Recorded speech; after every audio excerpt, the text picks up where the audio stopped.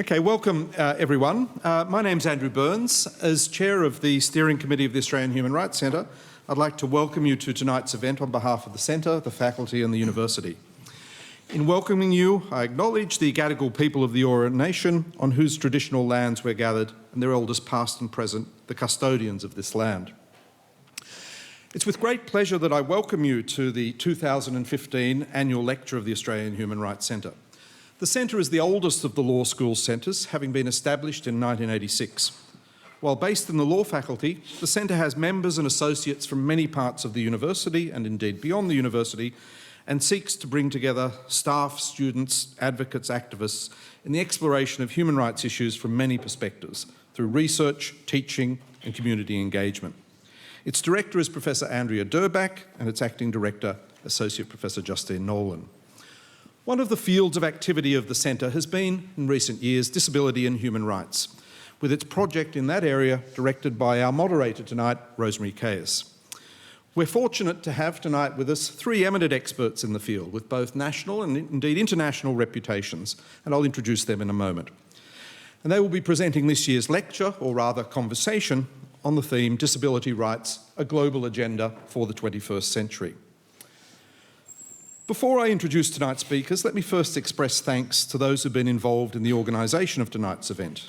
They include the Acting Director of the Centre, Justine Nolan, Susie Hamilton of the UNSW Media Officer, our Auslan interpreters, Tanya and Kathy, whom you'll be hearing from, our audiovisual technician, Bruce, and above all, our Centre Manager, Di McDonald, for all her behind-the-scenes organising and for making possible the photo exhibition of Paula Bronstein's photos that you'll have an opportunity to see after tonight's event. On to the speakers. Our first conversationalist or interlocutor this evening is Professor Gerard Quinn. Gerard is Professor of Law at the National University of Ireland in Galway and is visiting UNSW Law School under the faculty's Distinguished Visitors Programme. He's the founder and the director of the Centre for Disability Law and Policy at the National University of Ireland, Galway. A graduate of the National University and Harvard Law School, he served on the Irish Human Rights Commission and a range of other government bodies, including the Irish Government's Commission on the Status of Persons with Disabilities. He's currently a presidential appointee to the Irish Council of State, which provides constitutional law advice to the President of Ireland. He also sits on the Scientific Committee, the Advisory Board of the European Union's Fundamental Rights Agency based in Vienna, and has served as a member and also Vice President of the Council of Europe Social Rights Committee, which monitors the implementation of the European Social Charter. He's directed and, in fact, co-wrote a number of important studies for the Office of the High Commissioner of Human Rights, the United Nations, including one that was critically important in providing impetus for the decision to move ahead with the drafting of a UN convention on the subject. He's written extensively on issues of disability and human rights and has been honoured internationally for his work in the field, as well as he also has research interests in legal history, especially law in totalitarian societies, international treaty law. And just as importantly, he's a former All-Ireland champion traditional accordion player. To my great disappointment, he's left his accordion at home in Ireland, believing that obviously he didn't understand the extent of the Celtic tradition and immigration in Australia. But perhaps he was acting in accordance with the perhaps apocryphal aphorism that a true gentleman is a person who knows how to play the accordion but doesn't. Our second interlocutor is Graeme Innes, someone who's well known to Australian audiences. Graeme has been a human rights lawyer and disability advocate for more than 30 years and now works as a non-executive company director, consultant and conference presenter. A graduate of the University of Sydney Law School, the conferee of an honorary doctorate from the University of Manitoba, I think, or University of Calgary, and an adjunct professor in the Faculty of Health Sciences at the University of Sydney, Graeme's had a wide-ranging career in the private sector and in public life, working on a variety of human rights issues, especially discrimination law and policy. In more recent times, and by that I mean the last decade, Graeme was appointed Federal Disability Discrimination Commissioner in December 2005 and served in that role at the Australian Human Rights Commission until 2014. During that time, he also served for periods as Australia's Human Rights Commissioner and as the Federal Race Discrimination Commissioner. He's known nationally and internationally for his work in the field of disability and human rights during his career, and among those contributions was his significant involvement in the drafting of the United Nations Convention on the Rights of Persons with Disabilities I suppose now a decade or so ago, during which he served as an expert member of the Australian Government delegation. Graeme, as you probably know, Australians amongst us, the Sydney-siders amongst us probably certainly know, has been an energetic institutional and personal advocate and litigant for change, including through the use of social media. And he'll be telling us about some of those experiences and their impact tonight, I hope. I also learnt tonight that he's in the process of writing some memoirs, which will be due out presumably late this year or early next year if he meets his deadline, so we'll need to watch out for those. Graeme was made a member of the Order of Australia in 1995 for his service to the community, particularly as an advisor on disability and anti-discrimination policy. He also loves cricket and sailing when he's not doing human rights things. So that's Quinn, the Q, and that's I, the Innes. Bringing the Q and I together is our own answer to Stephen Fry or Tony Jones, Rosemary Caius. Rosemary is also a human rights lawyer, director of the Human Rights and Disability Project of the Centre. She also teaches international human rights law and courses in discrimination law at national and international level in the UNSW Law School. We're proud to have her as a graduate of this university, and she served on many advisory bodies engaged in policy development advocacy on disability issues. She's also served on bodies such as the Management Committee or Advisory Committee of the Australian Centre for Disability Law. She also served for the as director of the former UNSW Disability Studies and Research Centre. She's held many ministerial advisory roles with state and federal government on disability and carer issues. She also was a key participant in the drafting of the UN Convention, serving on the Australian Government delegation as well, and acting in particular as the coordinator on the drafting of the article on the right to education, one of her fields of particular interest. She also served on the recently disbanded AusAid DFAT Advisory Disability Reference Group and a range of other advisory bodies at national and international levels. She's also written a number of significant academic articles and many other publications in the field. The initial conversation between our three speakers on stage will last for about half an hour or 40 minutes, after which our moderator is going to turn to you and invite questions from you. So I hope you can start thinking about them already. And at the end of the event, we'll invite you to join us for drinks on level 1 and to view a wonderful but troubling photo exhibition by Paula Bronstein just above us, level 1 of the law school in the gallery, which the acting director of the Centre, Justine Nolan, will briefly introduce at the end of tonight's conversation. I'd now like to call on our moderator, Rosemary Caius, to get the show on the road. Over to you, Rosemary. Thank you very much, Andrew.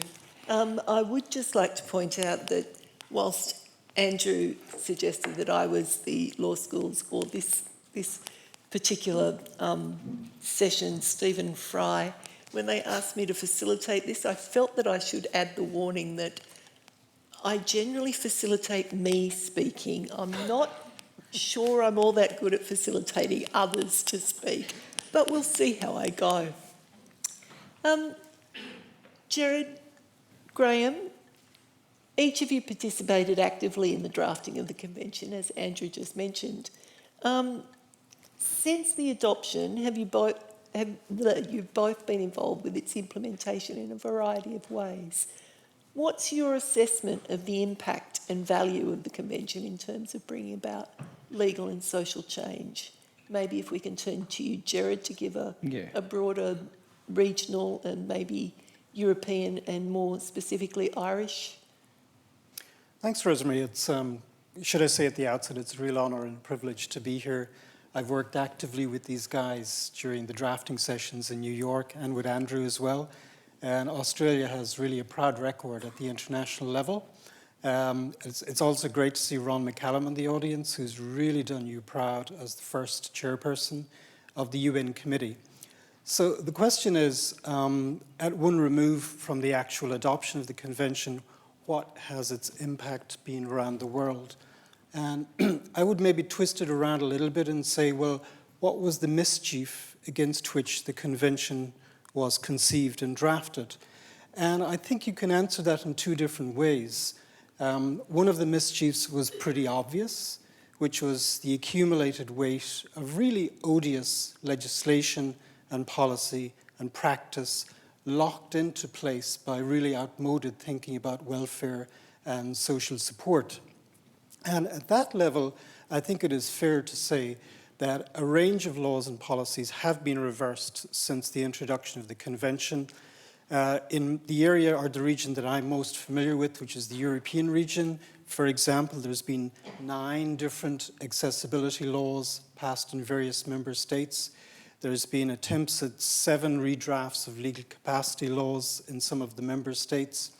And that's pretty important, and I would venture to suggest that those law reforms would not have happened were it not for the adoption of the Convention. So that's the substantive level, that's the easy level. The most important mischief the Convention was directed against was either the complete absence of a process of reform in the area of disability, or the presence of a process that did not take into account at all the voice of people with disabilities. So at a deeper level, I would say the real mischief was the process problem.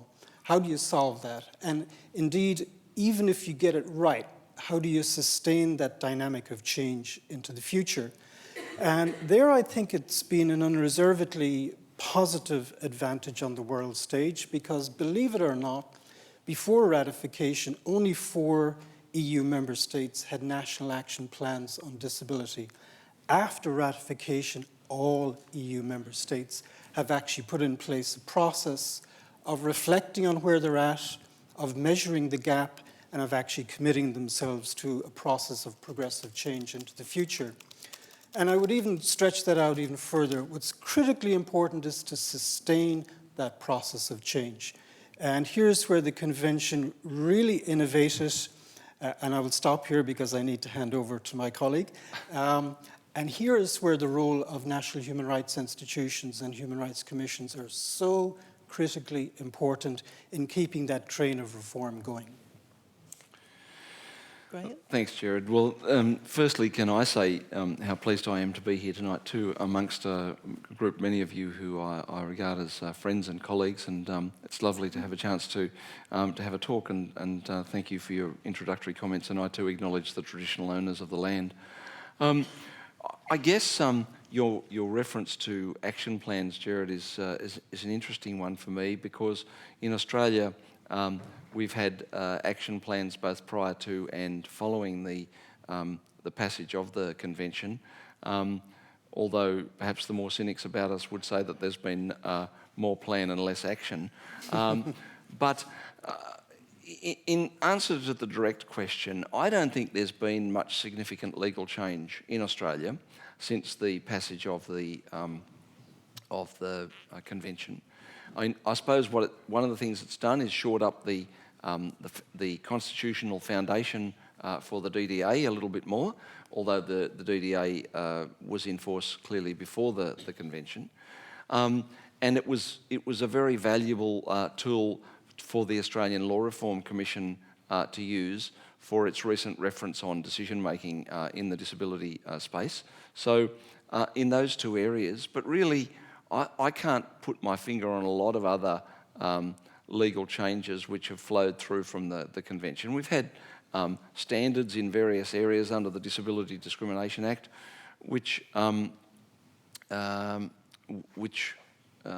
sort of mostly predated the Convention. I just don't think there's been a lot of change in the legal landscape. In terms of social change, I think we have seen more. The Convention has been more of a lever for change. It's certainly part of the rationale for the National Disability Insurance Scheme, but not really the main motivator, I don't think. I think what really motivated, although perhaps indirectly, I think what really motivated change, which led to the NDIS, was the recognition of the huge underservicing and lack of support provided to people with disabilities, and as well the need to change from the if you like, charity welfare model to the rights social model, and perhaps it's provided a tool for advocacy in a range of specific areas, which we'll probably get to later during the evening. But I don't know that you can chalk up too many runs to the Convention in Australia at this stage. I think the score's still pretty low. It's interesting that you make that statement about the score being low, Graeme. It then begs the question about what effective implementation and compliance mechanisms and monitoring mechanisms we have.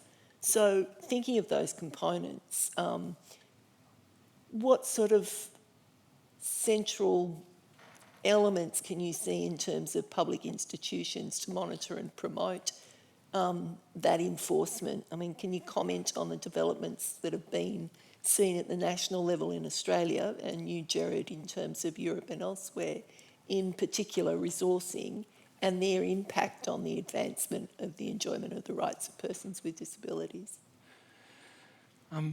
Well, in Australia, I think you have to divide the time since the passage of the Convention into two distinct periods.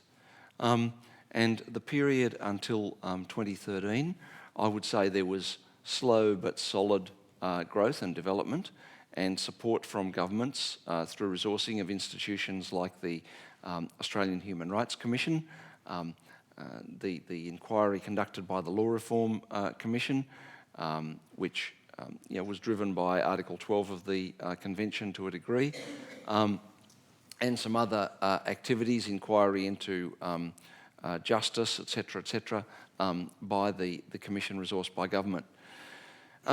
Since September 2013, or perhaps more specifically July 2014, there's been a huge degradation of public institutions, beginning with, at the completion of my term as Disability Discrimination Commissioner, the government's decision not to fill that position with a full-time commissioner with lived experience of disability. And I think that's an incredibly devastating decision for a range of reasons. One, it's taken away what was, I think, a powerful voice for people with disabilities, but it's also sent a very significant signal, negatively, to the disability field in terms of the way that disability is viewed when you take into account the context in which it occurred, which is that a political appointment was made 6 months before, and so there wasn't available resources within the Commission to fill that role permanently. So I think that's a very disappointing decision. And really, with that and the reduction of resources from the Commission, the policy grunt on disability has largely disappeared. And that's not a criticism of Susan Ryan, the current person in the position. She's doing the best she can with the small resources that she's got.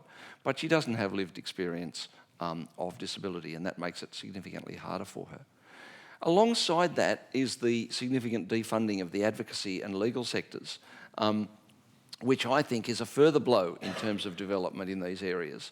I mean, I'm talking about the peak bodies reduction of about $500,000 to $1 million out of the budget that they receive, in the context when I think service providers, peak body service providers, receive about $30 million of funding, and the peak bodies, advocacy peak bodies, receive about less than $1 million now. And the changing of that funding, but added to that is the huge cuts that have been made in the legal sector to organisations providing legal support for people with disabilities. And you know, it's hard enough to pursue discrimination complaints as it is without removing further resources. So we, in the last 12 months to 2 years, have taken significant steps backwards, I'm afraid. Graeme points to budgetary cuts that have come about because of what is seen as a budget crisis that we have here in Australia, coming from Europe, Gerard, where austerity measures are being taken across the board in Europe. Would you like to also comment on, how important components of effective implementation and monitoring are to? Well, let me just say it's sad to hear what you're recounting about the Commission here in Australia, because we've always looked up to it as the Rolls Royce generally in the human rights field, but also particularly in the disability field. I would draw a little bit of a contrast between what's happening here and what's happening in the European theatre particularly, because even in countries that are experiencing budgetary cuts, in 2 or 3 at least, the allocation being made to human rights commissions to do work on disability issues has been increased massively. I think in Denmark it's €750,000 per year, in Germany and in 2 or 3 other institutions as well. And this is really important because the drafters of the treaty realized there was a huge, huge, huge gap between general ideals out there in the ether and domestic processes of change. And unless there was a transmission belt through the window offered by human rights commissions to allow fresh air into the processes of change, then it was unlikely that you're actually going to see much change over time. And that's why there's so much emphasis placed on the critical role of human rights commissions around the world, but I would say also in Europe. We've put together a network of human rights commissions in Europe focused specifically on disability issues that now advocates both before the European institutions as well as helps raise each other's capacity to advocate before domestic parliamentary processes and so forth. So I would say there's an interesting contrast between what's happening to you and what's beginning to evolve on the world stage, which is rather sad. I suppose it's a little bit disconcerting to say that there aren't those public institutions to drive change, because CRPD, as we all 3 of us know, significantly challenges previous dominant understandings of disability and the manner in which the state should address disability issues. So how can the reform process, and what have been the most difficult reform process issues for governments and society to understand, embrace and implement? Gerard, would you like to take up that? Well, traditional disability law, going back to the 90s perhaps, focused on the equal opportunities agenda, which when you think of it was the easy bit. Of course, it's not actually complete, but conceptually was easier for governments to understand. How do you apply a rust solvent to doors that have remained shut for too long and allow people equal opportunity into the life world, the world of employment, education, and so forth, although I know we'll come back to that. The harder bit was, what do we do with those others whom we suspect lack personhood, lack of voice, lack choice in their lives? And the Convention attempts to crack that hard nut by saying something blatantly obvious and simple, which is that all people, and all actually means all, have human rights.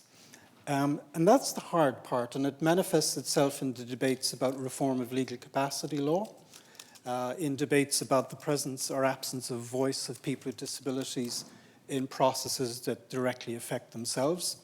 And I would say the other hard one for states to get their head around is how do we frame the difference of disability? For example, is community living for everybody except those who have behavioral problems or except those who have intensive care needs? Likewise, is legal capacity for everybody except those for whom we suspect there is no self lurking behind the mask of disability? And maybe another cluster of issues where states have real problems is the reimagining of the welfare state and how we deliver services and supports, and whether the classic way of thinking about services to meet needs is the right way to go about designing services. Maybe we should be thinking in terms of social supports to support citizenship and active citizenship and so forth. All our governments are having trouble in re-engineering their service support regimes. Graeme? I think four areas that I'd comment on, and the personhood one that you referred to first leads me to my first one, Gerard, which is decision-making and capacity. And I hope that the Law Reform Commission inquiry into that area last year, finishing last year, provides a template for some reform in that area and a much better way forward for decisions to be made in Australia. No government has yet adopted it, and I think a state government will be or territory government will be the most likely to first, rather than the federal government. But at least there's a pathway there, and I think the convention played a key role in that. I think, and I've mentioned this too, again, moving from welfare or charity to a rights or social model, we've progressed along the way, and we are starting to have an impact on the thinking in that area. We're setting up a scheme which will provide more choice and control for people with disabilities. Not rolled out yet, so still early days, and still some of it, when it starts to roll out, will hang on to that older paradigm or that older model. But I think I can see the momentum towards changing that paradigm. The key thing for me, and one of the things that I've devoted a fair chunk of my time to since leaving the Commission, is the community's attitude towards people with disabilities, because that to me is the biggest barrier in Australia, the attitude barrier. And we need to change those attitudes. We need to change those negative assumptions that just automatically get made about people with disabilities. We need to change the process where, Rosemary, someone like you or I go into a shop with someone else or a business, and the person whom we're with is the person who's spoken to, where there's just automatic assumptions that people with disabilities won't be able to be effective in jobs or in community activities. We have to really challenge that, and that's why I've devoted my time to the building of some of my time, to the building of the Attitude Foundation, to try and use TV and the media to change those attitudes, because I think that if we can start to do that, a lot of other things will flow. It's interesting that you bring up attitudes, because we were talking about how the executive and the administrative arms of governments are being challenged by the positions put forward in CRPT to move beyond care, treatment and protection. Yep. I'd like to turn now to the other arm, that being the judiciary. And there's a couple of my students in the audience, and they're going to roll their eyes as soon as I make this quote, because I trot it out at every opportunity. In the High Court case of X and the Commonwealth, Justice Michael Kirby began his dissent in what one commentator has called resigned exasperation and some drama. Surprise, surprise. Saying this case again demonstrates that the field of anti-discrimination law is littered with the wounded who appear to present the problem of discrimination which law has designed to prevent and, and redress, but who, following closer judicial consideration, fail to hold on to the relief originally granted to them. How hospitable a forum have the courts been since the adoption of CRPT for advancing the rights of people with disability through the application of international and national standards? Gerard, would you like to explore the international arena for us? And then I'll come back to Graeme to talk about Michael Kirby's littered arena of justice in Australia. Well, I think it's mixed, but it's improving. About 10 years ago, there was a famous case before the European Court of Human Rights, lower panel, not the Grand Chamber. It was involving a group of parents of Roma children who had been segregated into specialist school or a segregated school for children with intellectual disabilities. They used the non-discrimination provisions of the Convention to challenge that. But what they didn't challenge was the very existence of these segregated educational facilities for children with intellectual disabilities. And a very, very revealing judgment by the lower panel. In almost an aside, the lower panel said, and by the way, the issue whether these schools should exist is purely a matter of policy.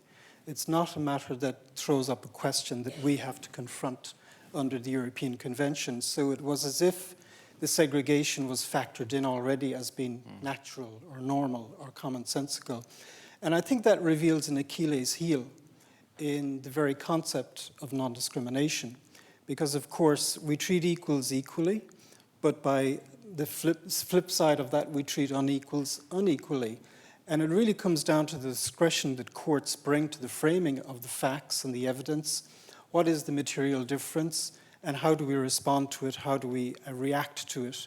Do we react to it by imagining that the difference in the exclusion is normal and natural, or do we actually challenge it? And most courts bring to the table their own cultural assumptions and their own ways of looking at things. And that, I think, explains why the European Court could so easily slip into simply say, no, this isn't even a question of justice. But I think it's improving because its sister court in Europe, the European Court of Justice for the European Union, has explicitly referred to the convention, the UNCRPD. By the way, I should explain, in addition to our member states, the European Union as such has ratified the convention, which makes a huge difference for us in many respects. But in any event, the Court of Justice previously adopted a very medicalized approach to the definition of disability.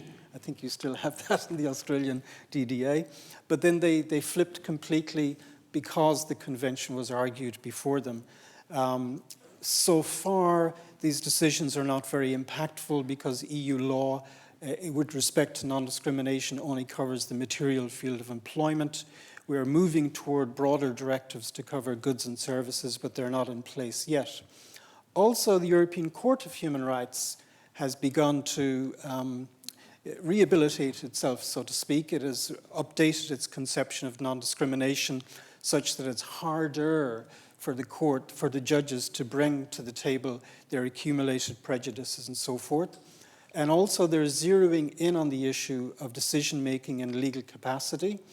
Very interestingly, the article in the European Convention, Article 8, is modeled on the German constitutional theory of legal personality, the individual's personality, which kind of imports broader conceptions of personhood. Now, what the European Court of Human Rights is doing by referring to the CRPD is narrowing down possibilities for the imposition of guardianship. They're not quite at the point of saying that guardianship is a per se violation of the convention, and they probably can't, because the text of the European Convention was embedded in stone decades before the UNCRPD came along. And I'll just finish on this because it's very interesting to me in terms of treaty law and the interaction of treaty law.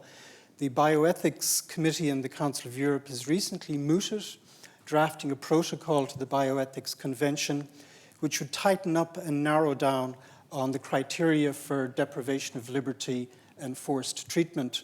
And what's interesting in that is that the European Commission came forward with a statement to its member states, advising the member states that they would be on unsafe ground to ratify such a protocol given the primacy of the UNCRPD. So it's fascinating to see how these legal orders are interacting at the moment. But I'm an optimist. I think it really depends on the quality of the advocacy coming before the courts. And I don't know about here, but in Europe we have sort of like a training college for judiciary, not just European level judiciary, but in the member states. And over the last 5 years, there's been intensive courses being put on for the judiciary on the UNCRPD, and that's beginning to percolate through. Well, my short answer to your question, Rosemary, would be not very hospitable. I think the wounded have been piling up rather than becoming fewer and fewer. Just to mention a couple of cases, King versus Jetstar, where an airline which was clearly discriminating against a particular group of passengers who use heavier or electric wheelchairs, was able to effectively use its lower price business model to justify not having to carry people in those circumstances. Purvis, where a long-fought battle took place between the education system and a family with a child with a disability, went all the way to the High Court and was unsuccessful. You have to be, as a litigant, pretty determined to get through the process. And there have been some successes. There's more announcements on trains now in Sydney than there used to be. I was able to be successful there. What's that case name again? Oh yeah, I've forgotten. And there have been other successes. So the field is there are still some standing amongst the many wounded, but it's been very few. I think that we need to look at a better enforcement system of some of the standards that we have under the DDA, because I'm not sure that the enforcement of transport and education standards is working very well. Compliance is not bad across the field in transport. I mean, I see that the Brisbane City bus fleet achieved 100% compliance with the DDA transport standards just a few weeks ago, 7 years ahead of time, which is pretty fantastic. But they're the exception rather than the rule. The premises standards is working because they've been linked to the Building Code of Australia, and so they're enforced using another piece of law. And I think the education standards are, what's the expression, often more in the breach than in the application, and are fairly ineffective. The standards development process is too slow and too expensive.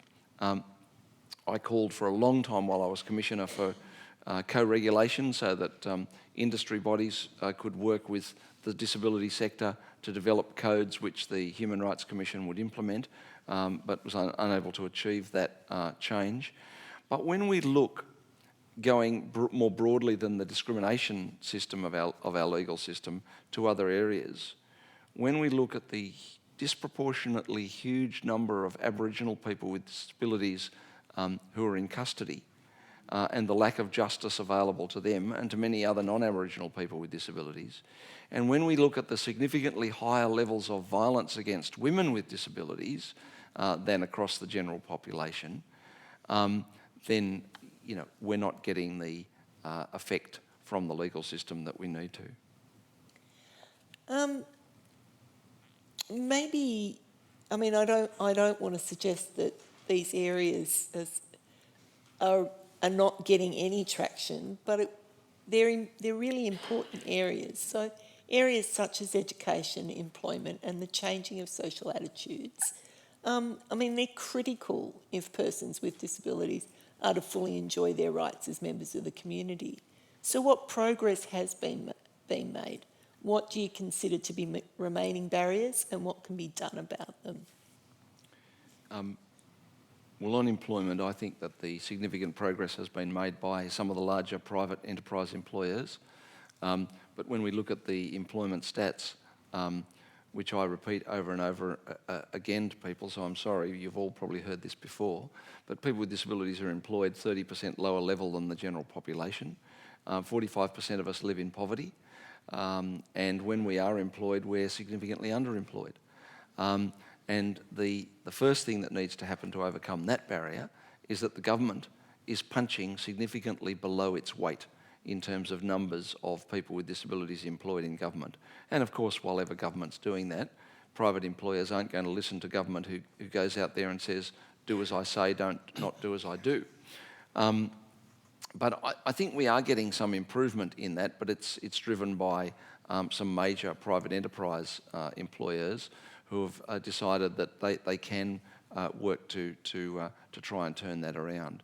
The amazing economic statistic about that is that if a third of that 30% jobs gap moved from unemployment to employment, then the National Disability Insurance Scheme would run at a profit in a decade. And that's a Deloitte's assessment, not one of Graham's back-of-the-envelope jobs. But in terms of, but economic participation is critical to better financial positions for people with disabilities, but also to changes in attitudes. I think we need better resourcing in education, but also we need a recognition in the education system, throughout the education system, that educating everyone, including people with disabilities, is not just the responsibility of disability programs, of special schools or of specialist teachers or support. It's the responsibility of all educators. And this and the many other universities around Australia and the school systems around Australia aren't yet currently appropriately bearing that responsibility. And I think if we can see change there in education and employment, we'll start to see some real momentum. Gerard, those figures that, some of those figures that Graeme was using came from recent OECD figures. And one of the other figures that the OECD came out with was that we are ranked 28th out of 29th for employment for persons with disability. Forgot to quote that one. Do you have some better news from Europe? No, not much better, to be honest. In terms of inclusive education, it's pretty much a national competence, and Europe is divided between East and West in terms of inclusive education models. And indeed, some of Middle Europe really doesn't have a good record, particularly Germany, for its own constitutional history. There are lots of bodies specializing in providing models of inclusive education, but as yet it hasn't really translated in terms of legislation and policy on the ground. In terms of employment, we have a directive that at one reading allows a lot of scope for the introduction of quota systems. And some quota systems work pretty well in Europe, particularly in Germany, and some of them are pretty atrocious. In one particular country, it's simply viewed as an extra tax on business. The money goes into a fund for lavish conferences. I know because I got invited once to speak at one and I said no. And so the money is basically wasted, whereas it could be redirected to supporting employment. And the sad fact of the matter is we don't have European level legislation to force that. So I'm afraid nothing really terribly good to report from Europe. I should also add, we have the legacy of welfare systems that force people to impoverish themselves. So even though they don't have access to the labour market, all the more so they don't even have access to actually accumulate some wealth of their own, which further dampens economic activity to the benefit of all taxpayers and citizens. So we're trying to work to find out innovative ways for wealth accumulation for people with disabilities at European level, but it's at very early days. I suppose I want to take the opportunity now to move away from life domains to talking about disability itself in terms of how the Convention embraces both, physical and sensory and cognitive disability. But, and I mean, whilst they're covered by the Convention and national laws, while they share features, they are also significant differences between them.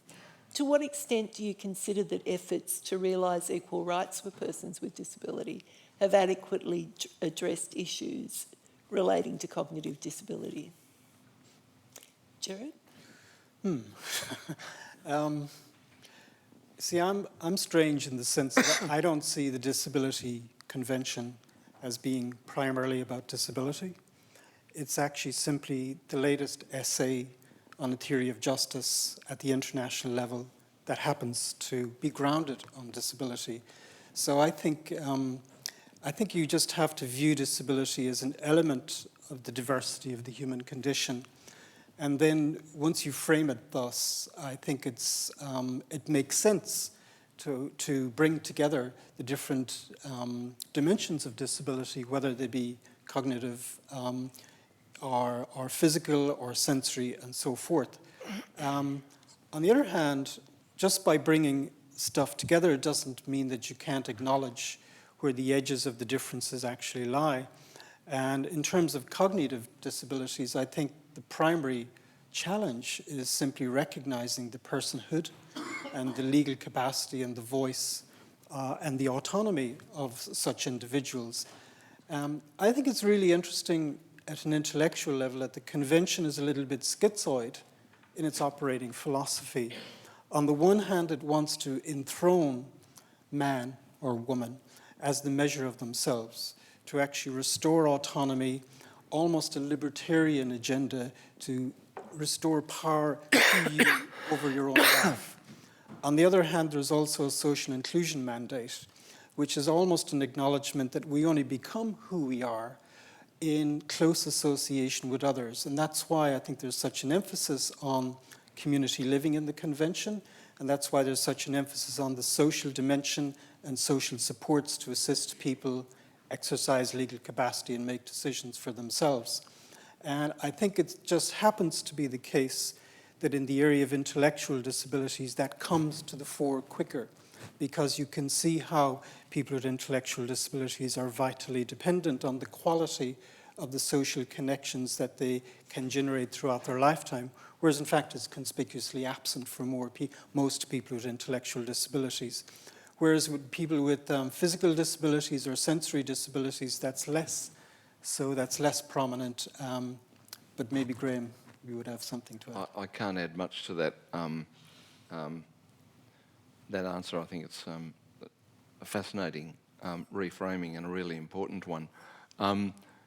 But I suppose I've already talked about the criminal justice system, and I think that's the demonstration of where we're not, as a society, picking up the ball as much for people with mental illness and or psychosocial disability and intellectual disability as we have started to for people with physical and sensory disabilities.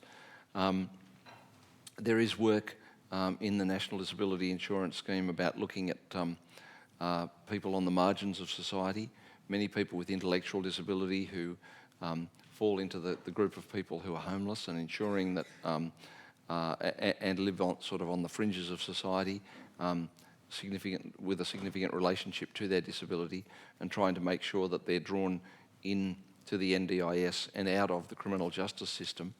And I think there's greater awareness of mental illness and psychosocial disability, but still very much a medical model focus. So I suppose my summary would be, some progress, but still a way to go. I just add a quick supplemental, because I think we're all familiar with the reframing of human autonomy and legal capacity in the Convention that benefits mostly people with intellectual disabilities who've been, as I would call it, legally disappeared in the past through guardianship systems. But a ripple outwards from that revolutionary change ultimately hits the mental health law field. And I think what it does is it challenges the very boundary between mental health law and health law itself.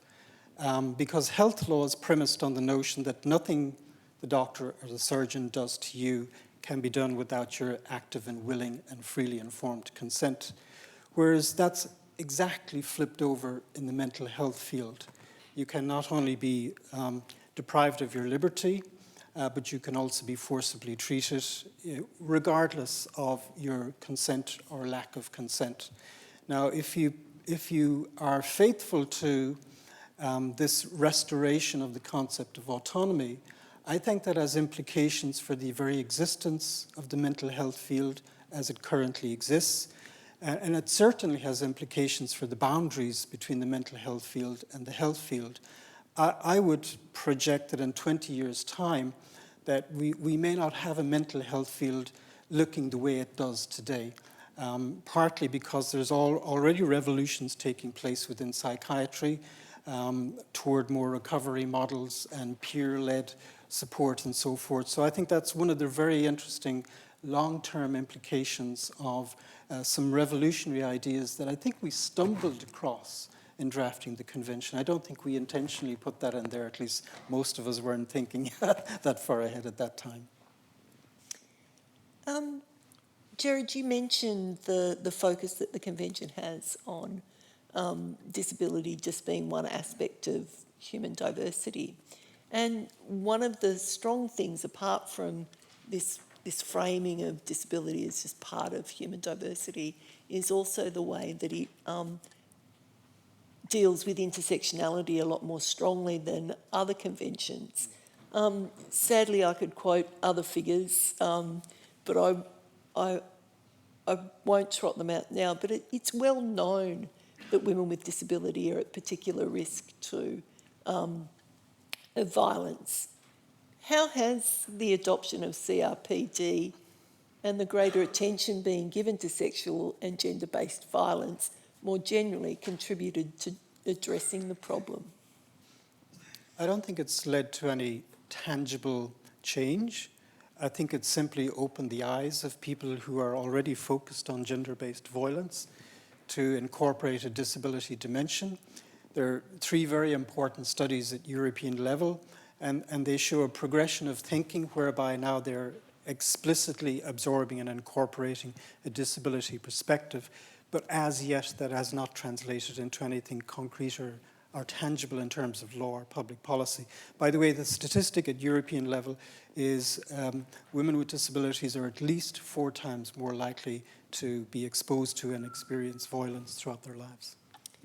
Yeah, ours is up there too. Yeah. I mean, I think there has been, as a result of the convention and other activity, increased focus on disability in the context of violence against women, but nowhere near enough. And the fact that that rate is much higher for women with disabilities who experience violence is still not well recognised, despite some of the shocking figures. I mean, one of the ones that continues to shock me is that one study in Australia indicates that 90% of women with intellectual disability, 90% will experience some form of violence at some point during their lives. So if you have an intellectual disability, you're a 9 in 10 chance of that happening. I just find that statistic, shocking in the true sense of the word. But I don't think that mainstream society has come to terms with the disparity which impacts on women with disabilities. Do you think the symbolism of the convention can take us as far as the level of reform that is needed? Symbolism. Yeah, the symbolism, the fact that there is now a convention.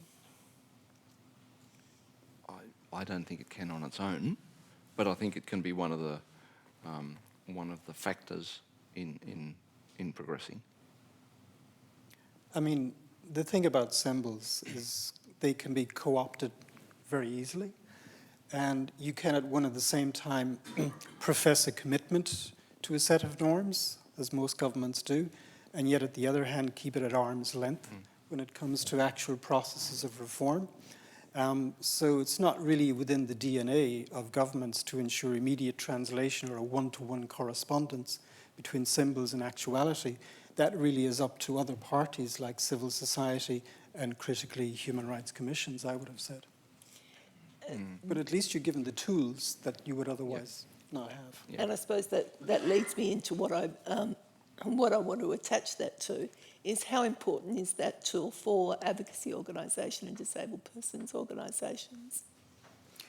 It's really important, but you shouldn't suffer what I call the temptation of elegance, which is that just because you have these abstract norms out there, that they are in and of themselves going to magically translate into change.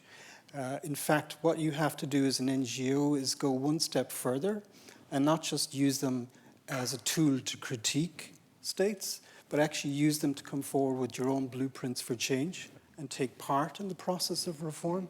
That's the interesting transition that I think is taking place amongst civil society throughout the world at the moment. They're seeing themselves not just as classic human rights organizations to, put it bluntly, beat a government over the head, but as policy entrepreneurs coming up with their own solutions that work. And that's a certain refinement of the sort of skill set and maturing, isn't it, of the disability sector? And maybe the convention has assisted with that. I think it has, but I think we're seeing that more in Australia too. It makes Article 4, the general obligations, and the component in 4.3, which is about the consultation through the planning and development process with disabled persons organisations, incredibly important. Yeah. Is there any other elements of the convention, Graeme, that you think are really important in driving local change within the I just think the domestic philosophies behind the convention, the change to that social model, that rights approach, the recognition of the intersectionality. I mean, all the things that we've talked about. For me, there's not one standout thing. It's the the tools that it provides to enhance advocacy, and to also, I suppose, empower people with disabilities by having an international statement that's been accepted by however many countries have now ratified, that people with disabilities do have that voice and ought not to be treated in the way that we have been for centuries. I'd like to bring up just one last point before I hand it over to the audience for questions. Whilst I mentioned that intersectionality was one of the strong areas of the convention in terms of its structure, bringing up both a gender and an age perspective throughout the substantive articles. One area we tried really hard to get in as an intersectionality area was Indigenous people. Whilst we weren't successful about getting it into the convention, it's been driven by the emergence of a range of Indigenous First Peoples movements, disability movements around the world, which have been forming and gathering pace at both domestic levels and international levels. Do you think that there is a lot of work to be done in the area of Indigenous people with disability? Graeme, would you like to start with Australia? I think I've sort of already said that the answer to that is yes, because of particularly because of the high level of participation in the justice system and the disproportionate representation of disability in that context. I think there's a lot of work to do there, as well as the more general things which apply across our society. That is, in terms of the different the impacts, the issues that are faced by Indigenous Australians across the board are equally and often more experienced by Aboriginal people with disabilities, just because of that dual disadvantage and the sort of the intersectionality of issues that you've talked about. So, yeah, I think there's a lot more to do. Yeah. Gerard, would you? Well, I just add a quick rider that one of my big regrets, and I do remember this fleeting through my mind during the negotiations, is we didn't do a good job at all in incorporating the age dimension, particularly older people with disabilities, and that's, I think, quite regrettable. I mean, there are ways in which we can fold it back in through the advocacy and the jurisprudence, but it would have been better if we had it there figuring prominently in lights in the convention, and that's a trick we missed, I think. It's interesting, is your focus on getting older as we're getting older? Yeah, young at heart. I would like to open the floor up for questions. There's an emeritus hand that's gone up. Should I defer to it first? Ron, just here in the second row.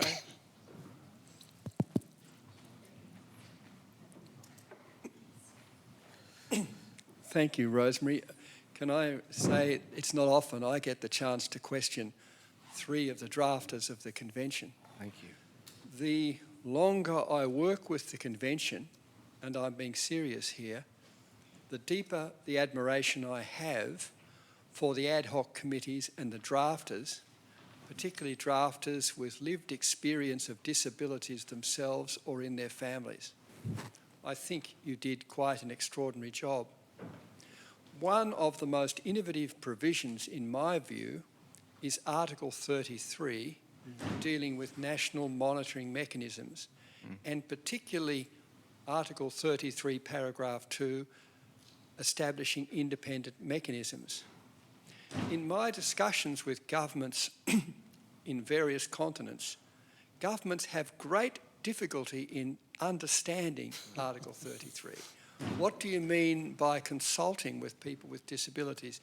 Even in this country, we've had marvellous work done by the Australian Human Rights Commission and by Graeme Innes being independent before the CRPD committee and other bodies, but we haven't come to grips with establishing that independent monitoring mechanism. The question I have really is, from the three of you, it's such an innovative provision. What did you expect, and why is it, if I'm correct, that so many governments don't come to grips with it? Sorry about the length, Rosemary. Thank you. It's great. Oh, no, you can have that one first. I want to think about that one. Yeah, it's really interesting because this is what I call the mind the gap provision.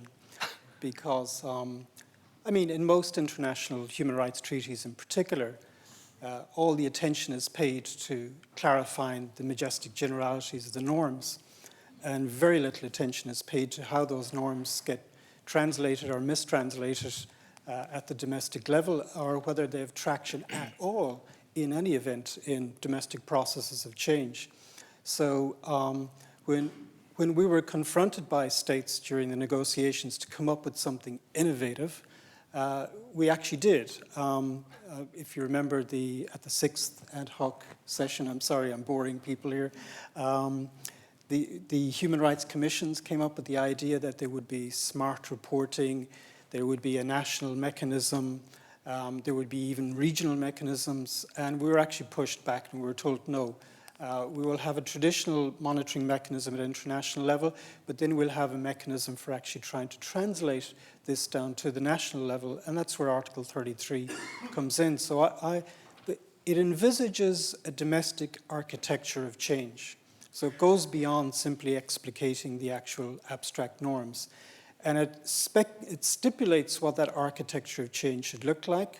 In general terms, government should get its act together, have a focal point and a coordinating mechanism, particularly important in disability, because if you're caught between the gaps, you really fall very far. There ought to be institutionalized dialogue with civil society, because they are the ones who were conspicuously absent from the process of change in the past, and they are the experts and they can inform change into the future. And then you need a reality check at the domestic level, which understands the international norms but can tailor them and interpret them to the domestic context. I've called this the triangulation mechanism of the convention, and everything falls or succeeds depending on how well that works or if it works. And it's proving very difficult around the world, partly because government doesn't have that tradition of opening up to civil society, and national human rights institutions themselves don't know how to include particularly hidden voices, voices of people with intellectual disabilities in the process. So there's a number of models emerging, but there isn't one size that fits all emerging. But I think the challenge in working that out is really what makes the convention a success or a failure at the end of the day, where it matters most, which is in Sydney or in Dusseldorf or in Paris. I don't think we've really followed through on Article 33 in Australia. You know, I talked in the answer to, I think, my first answer about the winding back of the effectiveness of both the Human Rights Commission and the peak bodies. And I think that's the problem we face, that it's paid lip service to, but it's not appropriately resourced. And until we do that, we'll still get a voice as strong as the advocacy sector can provide, but it's a significantly weakened voice. And so I think it is a challenge that we have to turn around here.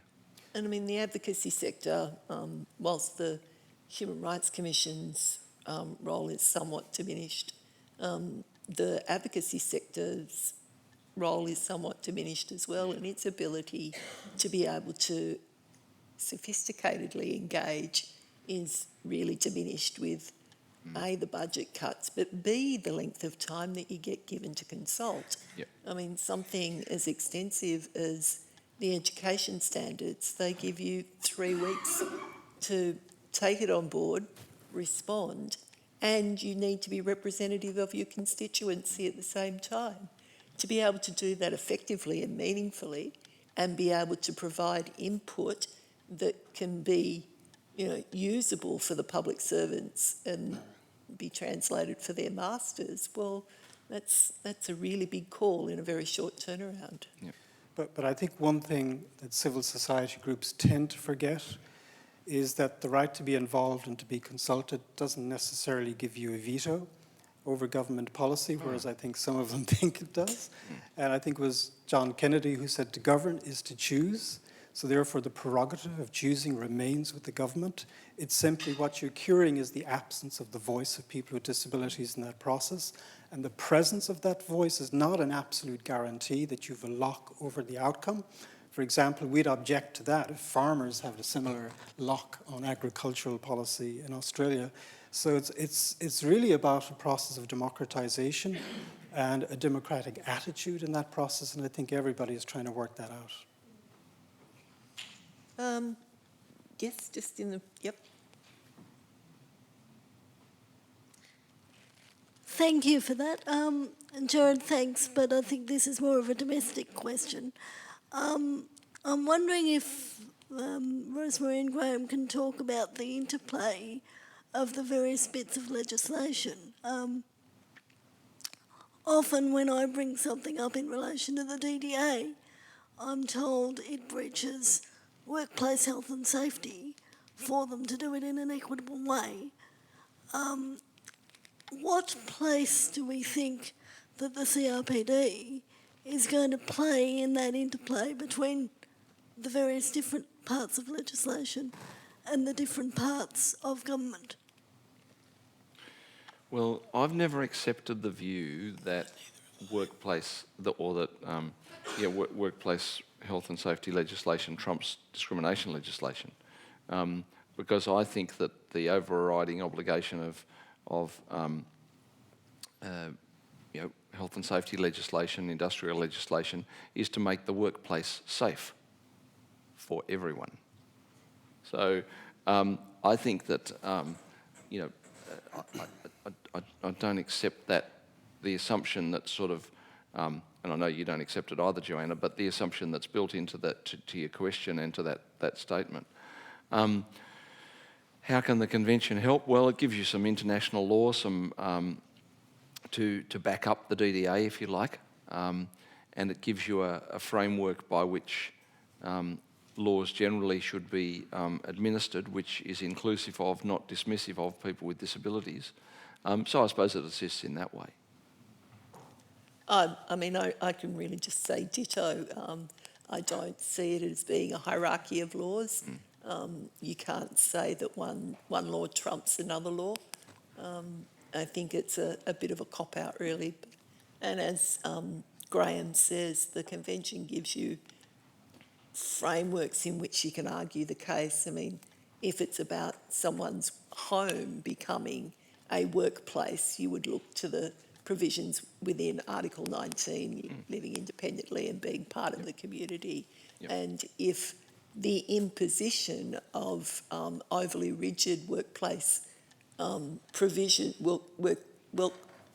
workplace safety provisions stop someone from living in their own home, then you would be able to use that norm, that international standard, to be able to argue out that case in a balance of rights. But there's no hierarchy of rights in that situation. This is a problem everywhere. We had a case in my country of two young guys in their mid-20s with mild intellectual disabilities living in their own apartment for the first time.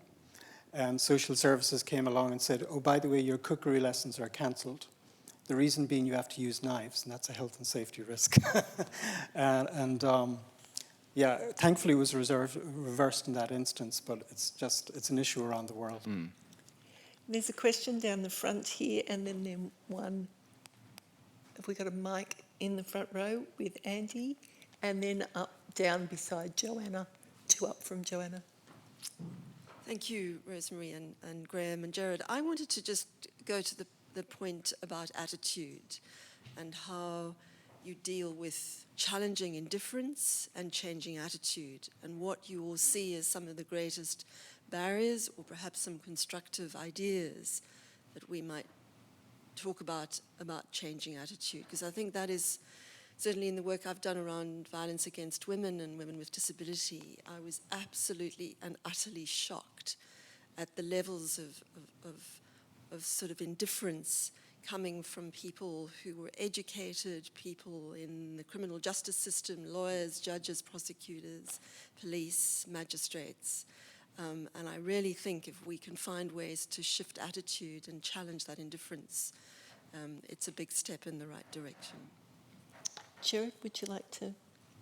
Well, it is funny how people can see things and not see things at the same time, with no sense of cognitive dissonance between the two.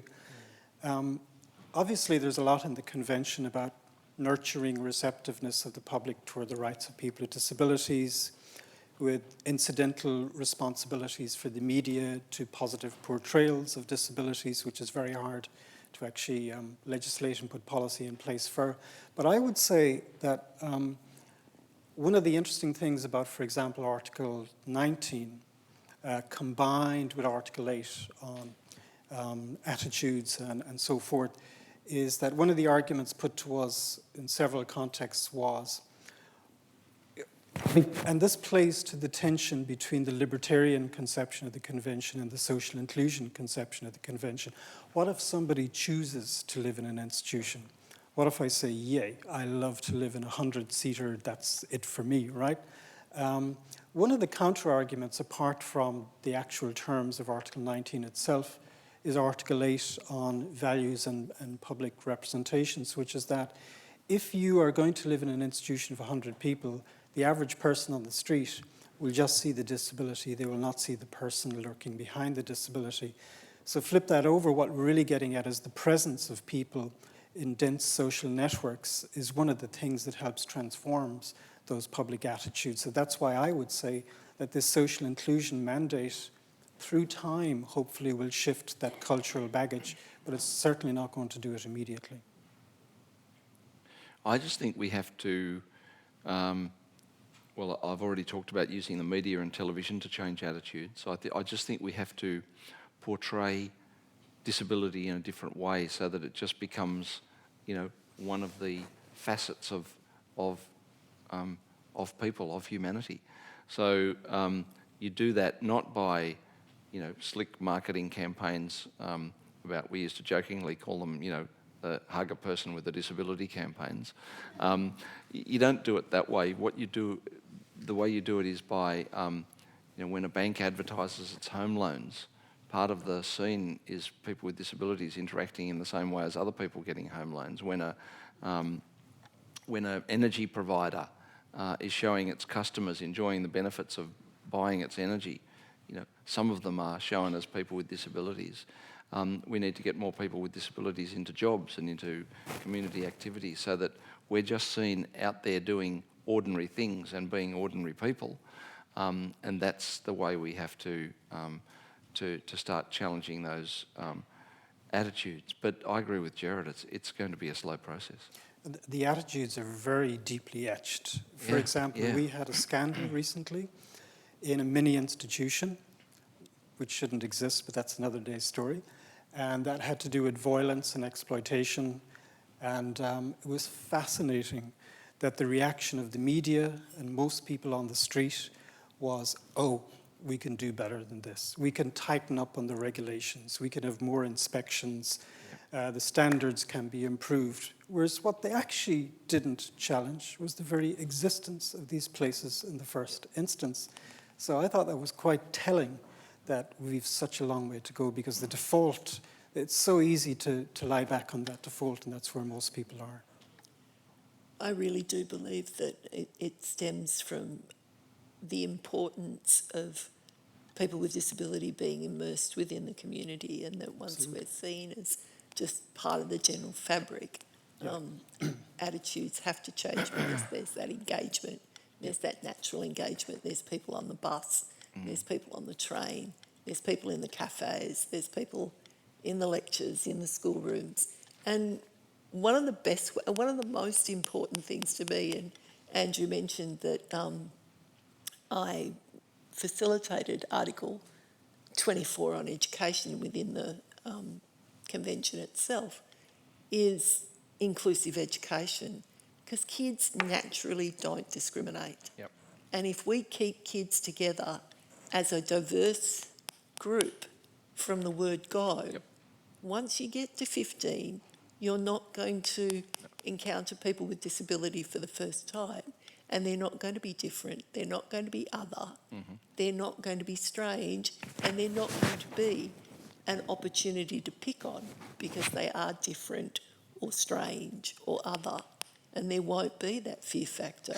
So if you grow up and diversity is just part of what you understand humanity to be, then your attitudes are going to be much more accepting of people with disability as being just part of human diversity.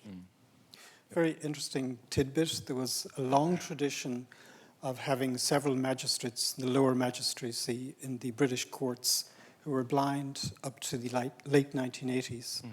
And I think it was Lord Mackay, who's the Lord Chancellor in the 90s under the Labour government, who sat in cabinet and witnessed at first hand the impact of David Blunkett, who is a blind minister, and said, I'm going to reverse that exclusion. They were excluded since the late 1980s. So it was that actual presence that had a transforming effect. And we have one last question up. Rosemary, I'm so glad you raised the issue by allusion of transport and education. From an international post-colonial socio-legal perspective, vis-a-vis the intersectionality of disability discrimination and indigeneity, I've been doing some documentary work around public transport access in this city, and it seems to me that one of the most egregious disability discrimination loci in this city would have to be Redfern railway station hub. It's a very busy public transport hub, and Indigenous people who are a demographic grouping clustered around that station, they're missing out on access to employment and education through the systemic lack of interest, apathy about improving lifts and escalators and so forth. Yeah, it's an incredibly inaccessible station, and as you said, it is a transport hub, and transport is so incredibly important in terms of getting people into the community and getting people into work and to education. It's a huge barrier, especially for people with physical disability. I mean, the alternative is to catch parallel transport systems, which costs five times more than public transport.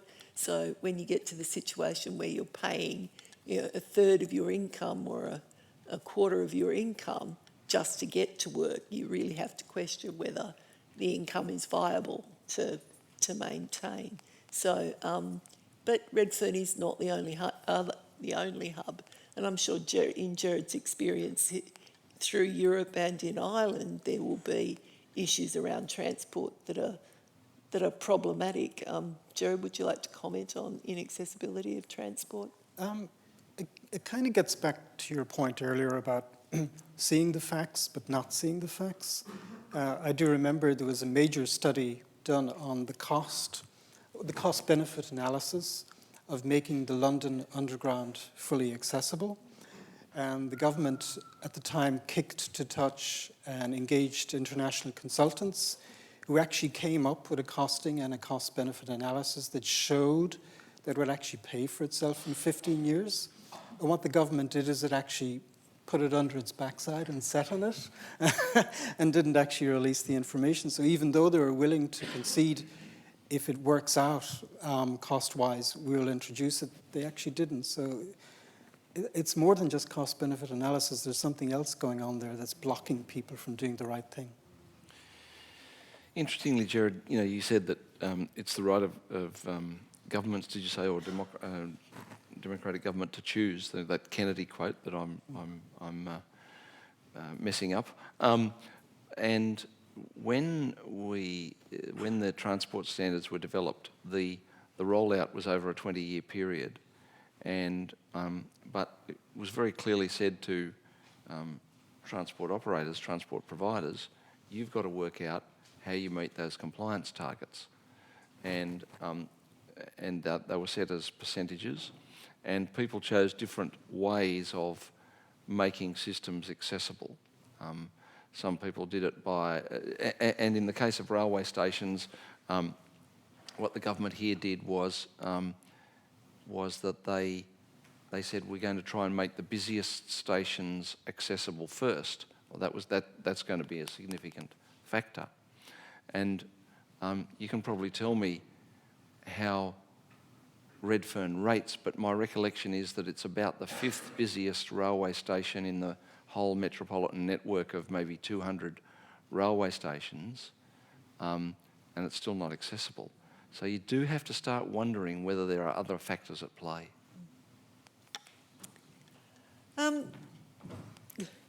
I'd like to take this opportunity to thank everyone for coming this evening. I hope you've enjoyed this conversation. Gerard and Graeme, I'd really like to thank you for your insights into both the convention that we all love and cherish, and your analysis of how far we've come since the introduction of the convention, and I suppose to also show us how far we've still got to go. So thank you for your time and your insights. Thank you very much. Thank you all very much.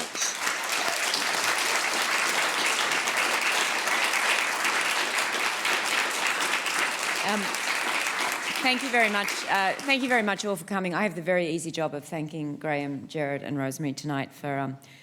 I feel very privileged. I feel like I've been privy to a very private conversation that's been happening consistently for the last 10 or 15 years, and I've got to sit here and eavesdrop on their conversations, and I'm very thankful for that. I think, as Rosemary summed up just at the end, I think in some ways I think you're all quite hard on yourself. It's very easy to see how far we have to go, and I think sometimes it's not as easy to see how far we've come. And I think Graeme's comment really struck home a couple of moments ago when he said, you know, we strive in some ways for people to be seen as very ordinary people, but the fact is that the three of you are very extraordinary leaders in this field. And I, for one, feel very privileged to have sat here tonight and had the conversation with you, so I'm very thankful for your time tonight. I would now just like to thank all of you, and thank you for your questions, to join us on level 1, which is accessible by the escalator or a lift. We have a photo exhibition there that our wonderful Di McDonald has arranged by Paula Bronstein, who's an internationally acclaimed photojournalist. And this photo exhibition symbolises this comment of how far some states have not yet come. She, in 2012, took a number of photos in Bali of some people that were there classified as suffering from mental illness. And the photos are quite stark and, you know, quite horrific to have a look at. Many of these people have lived their entire life in chains. And one of the comments she has next to a photo of a 33-year-old man who is chained up in his home, and in the photo he's reacting to being hit by a bucket of water as his father is showering him. And she says, next to the photo, she says, inside the spiritual Balinese society, there is often a stigma and misinformation about mental illness. Some people feel that this is the work of the supernatural, so their hope to solve the mental disorder is to let the traditional healer do his work. Indonesia has a population of approximately 240 million people. The country has a shortage of psychiatrists, and the Health Ministry spends 2.3% of their total national budget on healthcare. And so I think it's, in some ways, we're very fortunate to live where we live and see yet how far we have to go. But this photo exhibition is quite a stark reminder, too, of many places that are not nearly as fortunate as us. So thank you all for coming. Thank you very much for our wonderful speakers, and I look forward to seeing you upstairs on level 1 for drinks and to have a look at the exhibition. Thank you.